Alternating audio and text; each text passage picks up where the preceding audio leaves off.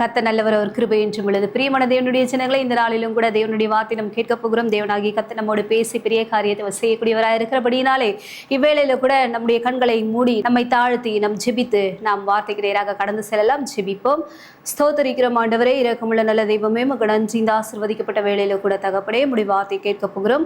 ஆண்டவரே, உம்முடைய சத்தியம் அவருடைய வாழ்க்கையிலும் ஆண்டவரே ஆசீர்வாதத்தை கொண்டு வரட்டும். ஆண்டவரே, அதை பிடித்து கொண்டு ஒவ்வொருவரும் உமக்கென்று சாட்சியாக ஜீவிக்கும்படியாகும், சுடர்களாக வாழும்படியாகும் கர்த்தர் நீர் கிருபை செய்ய போறதுக்காக உமக்கு ஸ்தோத்திரம்ப்பா. உம்முடைய தயவின் கரம் கூட இருக்கட்டும். பொறுப்படுத்திக் கொள்ளும். இயேசு நாமத்தினால் ஜெபிக்கிறோம் நல்ல தகப்பனே, ஆமென். ஹல்லேலூயா. தேவனுடைய நாமம் மகிமைப்படுவதாக. இந்த நாளிலும் கூட நம் கர்த்தருடைய வார்த்தையை கேட்கும் பொழுது நம்முடைய இருதயத்தை ஆயத்தப்படுத்தி கர்த்தருடைய வார்த்தைக்கு நேராக நாம் கடந்து செல்லலாம். கர்த்தர் நம் நடுவில் பெரிய காரியத்தை செய்வார். உம்முடைய வார்த்தைகள் கிடைத்த உடனே அவைகளை ஆவென்று உட்கொண்டேன் என்று சொல்லி வேதத்தில் நாம் வாசிப்பது போல தேவனுடைய வார்த்தை கிடைக்கும் பொழுதே அந்த வார்த்தையை பிடித்து கொண்டு நாம் உட்கொள்ள வேண்டும், அதை நாம் கிரகிக்க வேண்டும். அதை நாம் பிடித்து கொண்டு நாம் ஜீவிக்கும் பொழுதுதான் நம்ம ஆசீர்வாதமாக வாழ முடியும். நம்முடைய வாழ்க்கையில காணப்படுகிற பிரச்சனைகளை மேற்கொள்ள இந்த வார்த்தைகள் நமக்கு வழிகாட்டக்கூடியதா இருக்கிறபடியினாலே இந்த வார்த்தைகள் நிமித்தமாக பலனடைய முடியும் என்ற ஒரு நம்பிக்கை உங்களுக்குள்ளாக உண்டாகும். ஆகையினால பிரியமானவர்களே, கர்த்தருடைய வார்த்தையை அற்பமாய் கேட்காதபடிக்கு ஆண்டவரே அந்த வார்த்தையின் மேல சிந்தை வைத்து கவனம் வைத்து இந்த வார்த்தையை கேட்கும்படியாக எனக்கு கிருபை தாரும் என்று சொல்லி தேவ சமூகத்துல நம்மை தாழ்த்தி நம்ம அர்ப்பணிப்போம். கர்த்தர் பெரியவராய் இந்த பெரிய காரியத்தை செய்வார். நம்ம வாசிக்கலாம் நீதிமொழிகளின் புஸ்தகத்திலிருந்து 18ஆம் அதிகாரம் 10வது வசனம். கர்த்தரின் நாமம் பலத்த துருகம், நீதிமான் அதற்குள் ஓடி சுகமாயிருப்பான். ஹல்லேலூயா. கர்த்தருடைய நாமம் ஒரு பலத்த துருகமாய் இருக்கிறது. அவருடைய நாமம் நமக்கு ஒரு அடைக்கலமாய் காணப்படுகிறது. நீதிமான் அதற்குள்ளே ஓடி சுகமாய் இருப்பானாம். கர்த்தருடைய நாமம் என்று சொன்னால் தேவனுடைய வார்த்தைகள். அவருடைய நாமம் நம்மை வாழ வைக்கக்கூடியதாக இருக்கிறது. அவருடைய வார்த்தை நம்மை வாழ வைக்கக்கூடியதாக இருக்கிறது. அவருடைய வார்த்தை நமக்கு ஒரு அரணை போல, ஒரு அடைக்கலத்தை போல, ஒரு துருகத்தை போல நமக்கு ஒரு பாதுகாப்பை அளிக்கக்கூடிய ஒரு அரணாக நின்று செயல்படக்கூடியதா இருக்கிறபடினாலே இந்த கர்த்தருடைய வார்த்தைகளை நம்ம ஒவ்வொரு நாளும் விசுவாசிக்க வேண்டும். ஒவ்வொரு நாளும் இந்த வார்த்தைகளை அறிக்கையிட வேண்டும். கர்த்தருடைய நாமத்தை பிடித்து கொண்டு அந்த வார்த்தைகளை அறிக்கையிட அந்த வார்த்தையினுடைய ஆசீர்வாதங்கள் உங்களுடைய சிரசின் மேலே தங்கும். ஆகையினால தான் இந்த நாளிலும் நான் கேட்கிற இந்த வார்த்தையின் மூலமாக கர்த்தருடைய நாமம் எனக்கு ஒரு பலத்த துருகமா இருக்கிறது. துருகம் என்று சொன்னால் ஒருவன் ஒரு பிரச்சனைக்குள்ளாக மாட்டிக்கொண்டான் என்று சொன்னால் அந்த துருவத்துக்குள்ளாக ஓடி அடைக்கலமாக அதற்குள்ளாக புகுந்துட்டான் சொன்னா அவனுக்கு எந்தவித கேடும் வராதபடிக்கு அவனுடைய எதிரி அவனை விட்டு கடந்து போகக்கூடியவனாக இருக்கிறான். ஆகையினால்தான் அரணான பட்டணங்கள் இஸ்ரவேல் ஜனங்களுக்கு ஆங்காங்க கட்டப்பட்டு இருந்தது. ஏனென்று சொன்னால் அந்த அடைக்கல பட்டணத்திற்குள்ளாக ஒரு மனுஷன் வந்து புகுந்து கொள்ளும் பொழுது அவன் தவறு செய்தவனாக இருந்தாலும் அவனுக்கு அந்த இடத்துல ஒரு பாதுகாப்பு கிடைக்கும். அதே போலத்தான் இந்த நாளில கூட தேவனாகிய கர்த்தர் உங்களுக்கு ஒரு அரணாக செயல்பட்டு கொண்டிருக்கிறார். பிரியமான தேவனுடைய ஜனங்களே, கர்த்தருடைய நாமத்தை பிடித்துக் கொள்ளுங்கள். ஒரு சாதாரண ஒரு 4 சுவருக்குள்ளாக புகுந்து கொண்டு ஒரு அடைக்கலத்தை தேடி பெற ஒரு மனுஷனுக்கு தன்னுடைய உயிரை காப்பாற்றி கொள்ள முடியும் என்று சொன்னால் கர்த்தருடைய வார்த்தையை பிடித்துக்கொண்டு ஜீவிக்கிற உங்களுடைய வாழ்க்கையில எப்பேற்பட்ட ஆசீர்வாதங்கள் உண்டாகும் என்பதை இந்த நாளிலும் கூட நீங்கள் அறிந்து கொள்ளுங்கள். கர்த்தர் நமக்கு ஒரு அரணாக செயல்பட்டு கொண்டிருக்கிறார், பலனாக செயல்பட்டு கொண்டிருக்கிறார், அடைக்கலமாக இருக்கிறார். அவரிடத்துல யாரெல்லாம் வர்றாங்களோ அவங்க எல்லாரையுமே கர்த்தர் அரவணைக்கக்கூடியவராக இருக்கிறாருங்க.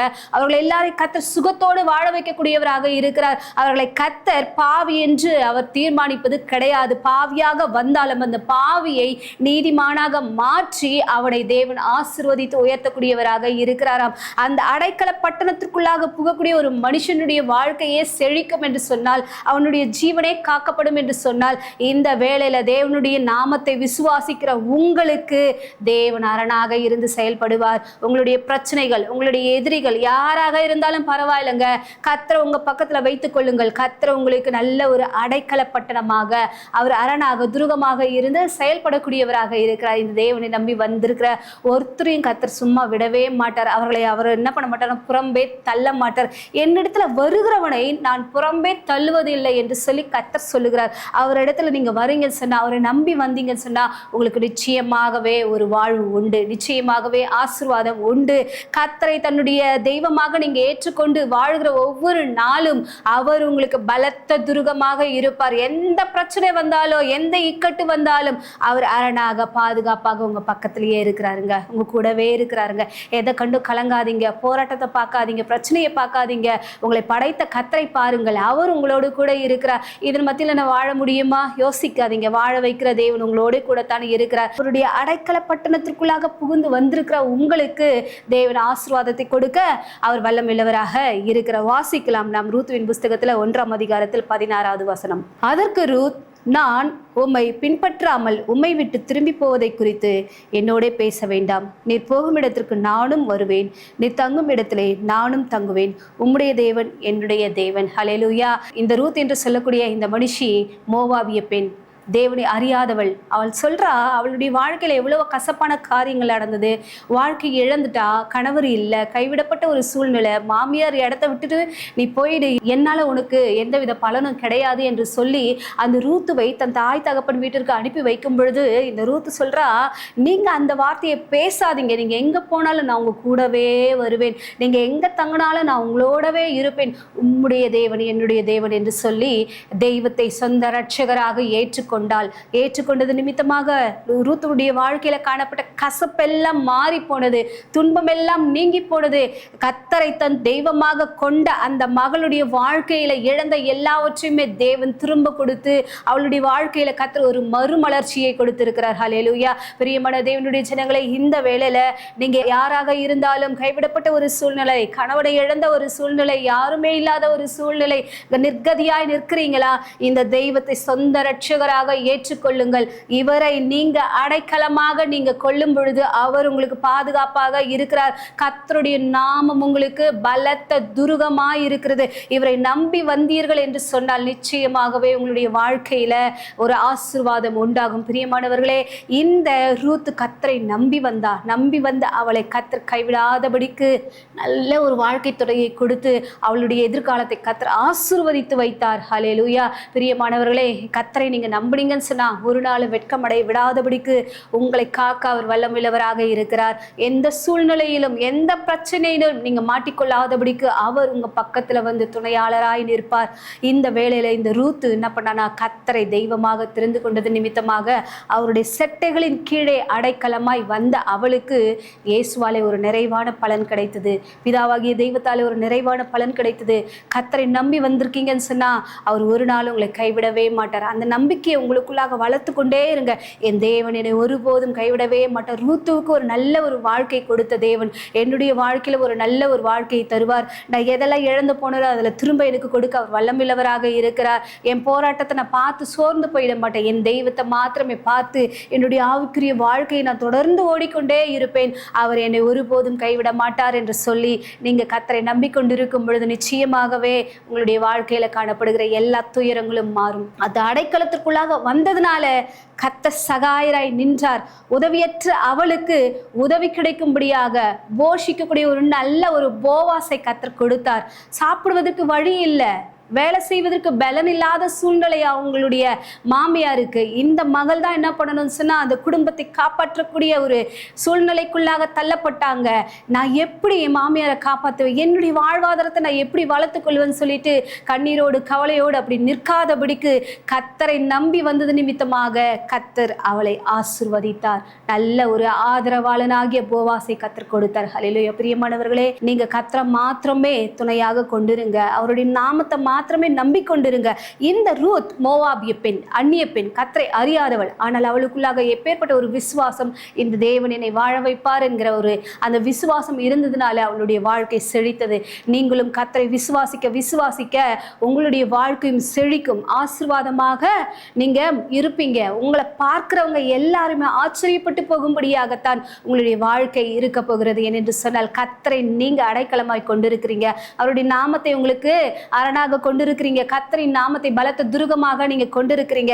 இவருக்குள்ளாக நீங்க வந்து ஜீவிக்கும் பொழுது அவர் உங்களோடு இருந்து உங்களுக்கு உதவி செய்யக்கூடியவராக இருக்கிறார். உங்களுக்கு நல்ல மனவாளனாக, நல்ல ஒரு தகப்பனாக, நல்ல ஒரு வழிகாட்டியாக உங்க கூட இருந்து உங்களை ஆசீர்வதிக்க கர்த்தர் சித்தம் உள்ளவராக இருக்கிறார். இந்த வேளையில கூட இந்த வார்த்தையை கேட்டுக்கொண்டிருக்கிற தேவ பிள்ளைகளே, இந்த வார்த்தை உங்களுடைய வாழ்க்கையில் அற்புதத்தை செய்யும். நீங்கள் விசுவாசித்தால் தேவனுடைய மகிமையை நிச்சயமாக காண்பீர்கள். இந்த நாளில் நீங்க மகிமை காண வேண்டும் என்று சொன்னால் கர்த்தருடைய வார்த்தையின் மேல ஒரு நம்பிக்கை வைத்து அவருடைய அடைக்கலத்திற்குள்ளாக வருவதற்கு நீங்க முற்படுங்கள், பிரயாசப்படுங்கள்.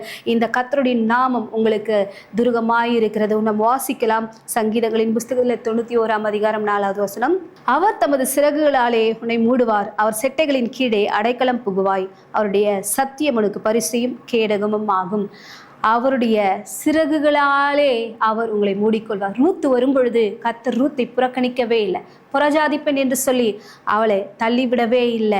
அவருடைய செட்டைகளின் கீழே அவளை மூடி மறைத்து கொண்டு ஒரு தகப்பனை போல அவளுடைய தேவைகள் எல்லாவற்றையுமே சந்தித்து அவளை வாழ வைத்தார் என்று சொன்னால் இவர் உங்களுக்கு சொந்த தகப்பனாக இருக்கிறார். அவரை ஏற்றுக்கொண்ட நாள் முதற்கொண்டு, அவரை கரம் பிடித்த நாள் முதற்கொண்டு உங்களை கர்த்தர் வழி நடத்தக்கூடியவராக இருக்கிறார். செட்டைகளின் கீழே வந்த அவளுக்கு நிறைவான பலன் கிடைத்தது போல தேவனுடைய அடைக்கல பட்டணத்திற்குள்ளாக வந்திருக்கிற உங்களுக்கு, அவருடைய நாமத்திற்குள்ளாக வந்திருக்கிற உங்களுக்கு தேவன் அவருடைய சிறகுகளாலே மூடி மறைக்கக்கூடியவராக இருக்கிறார்.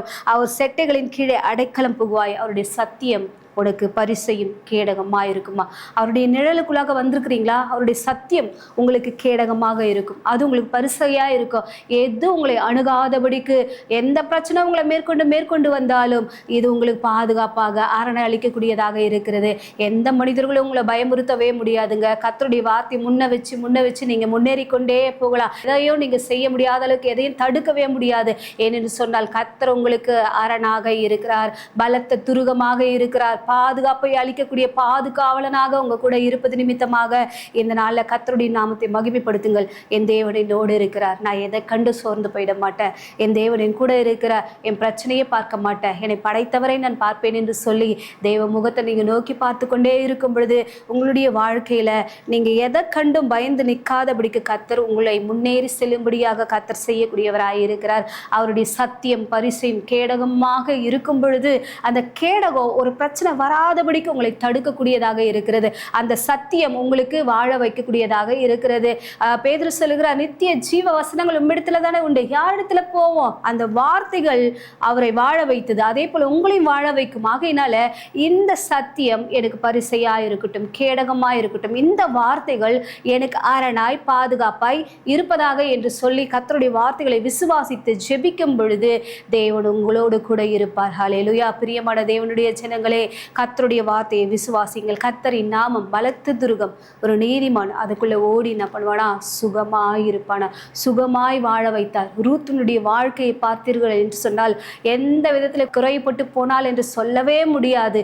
தேவன் அப்படியாக அவளுடைய வாழ்க்கை தரத்தை கர்த்தர் ஆசீர்வதித்து நகோமியையும் ரூத்துவையும் பார்த்து அநேகர் ஆச்சரியப்படத்தக்கதாக அந்த ஊராரெல்லாம் மெச்சிக்கொள்ளும்படியாக தன் கர்த்தர் அவளுடைய வாழ்க்கையை ஆசீர்வதித்தார். இந்த வேளையில உங்களுடைய வாழ்க்கையின் கர்த்தர் ஆசீர்வதிக்க அவர் வல்லமையுள்ளவராக இருக்கிறார். நீங்க புறக்கணிக்கப்பட்ட ஒரு சூழ்நிலையோடு இருந்தாலும் உங்களுடைய வாழ்வாதாரத்தை கர்த்தர் மாற்றி நிச்சயமாகவே உங்களுடைய வாழ்க்கையை பார்த்து அநேக சாட்சி சொல்லும்படியாகவும், யாரெல்லாம் உங்களை பார்க்கும் பொழுது எங்களுடைய வாழ்க்கை மீண்டுமாக எழும்ப முடியாதுன்னு சொல்லிட்டு நினைக்கிறாங்களோ அவர்கள் மத்தியில் இந்த கர்த்தரை தெய்வமாக கொள்ளும் பொழுது நீங்க சாட்சியாய் இருப்பது நிச்சயம். தேவனாகிய கர்த்தர் இந்த ரூத்தினுடைய வாழ்க்கையில் அற்புதத்தை செய்தது போல என்னுடைய வாழ்க்கையிலும் அற்புதத்தை செய்வார்.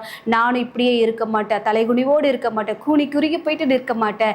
என் வாழ்வாதாரத்தை கர்த்தர் உயர்த்துவார், என்னை மேன்மைப்படுத்துவார் என்ற நம்பிக்கையை நீங்கள் அதிகப்படுத்திக் கொள்ளுங்கள், விசுவாசத்தை அதிகப்படுத்திக் கொள்ளுங்கள். கர்த்தர் மேலே இருக்கக்கூடிய உங்களுடைய ஒவ்வொரு காரியத்தையும் நீங்க என்ன பண்ணுங்கன்னா பற்றுதலாய் இருங்க. கர்த்தர் உங்களை ஆசீர்வதிப்பார், உங்களை மேன்மைப்படுத்துவார். தேவனாகிய கர்த்தர் உங்களோடு இருப்பதை நீங்க உறுதிப்படுத்தும்படியாக அவர்களுடைய செட்டைகளின் கீழே நீங்க அடைக்கலமாய் வாருங்கள். அவர் உங்களை ஆதரிப்பார், ஆசீர்வதிப்பார். கர்த்தரின் நாமத்தை ஒருபோதும் தூஷியாதபடிக்கு அந்த நாமத்தை பிடித்துக் கொள்ளுங்கள், அந்த நாமத்தை உயர்த்துங்கள், அந்த நாமத்தை அறிக்கையிடுங்கள். தேவனாகிய கர்த்தர் தாமே உங்களை ஆசீர்வதிப்பாராக. ஜெபிக்கலாம். ஸ்தோத்திரிக்கிறோம் ஆண்டவரே, இரக்கத்தின் அதிபதியே, உம்முடைய நாமம் மகிமைப்படுவதாக. பரிசுத்த ஆவியானவரே உமக்கு நன்றி அப்பா. தகப்பனே, இந்த செய்தியை கேட்ட ஒவ்வொருவரின் கர்த்தரின் நாளிலும் நீர் ஆசீர்வதிப்பீராக. ஆவியானவரே உமக்கு நன்றி அப்பா. யாரெல்லாம் தகப்பனே உம்முடைய நாமத்தை விசுவாசிக்கிறார்களோ கர்த்தரின் நாமம் பலத்த துருகம் என்று சொல்வது போல நீதிமானவர்களை ஓடி சுகமாயிருப்பான். ஆண்டவரே அப்பா, ஒவ்வொருத்தரும் நீ நீதிமான மாற்றி ஆண்டவரே உம்முடைய வார்த்தைகளை பிடித்துக்கொண்டு ஜீவிக்கும்படியாக கர்த்தர் கிருபை செய்ய போறதற்காக உமக்கு ஸ்தோத்திரம். உம்முடைய தயவின் கரம் தாமே கூட இருக்க போறதற்காக நன்றி. நீர் ஆட்கொள்ளும் பெரிய காரியத்தை செய்யும் பொறுப்படுத்திக் கொள்ளும். இயேசு கிறிஸ்து நாமத்தால் ஜெபிக்கிறேன் ஜீவனுள்ள நல்ல தகப்பனே, ஆமென். God bless you.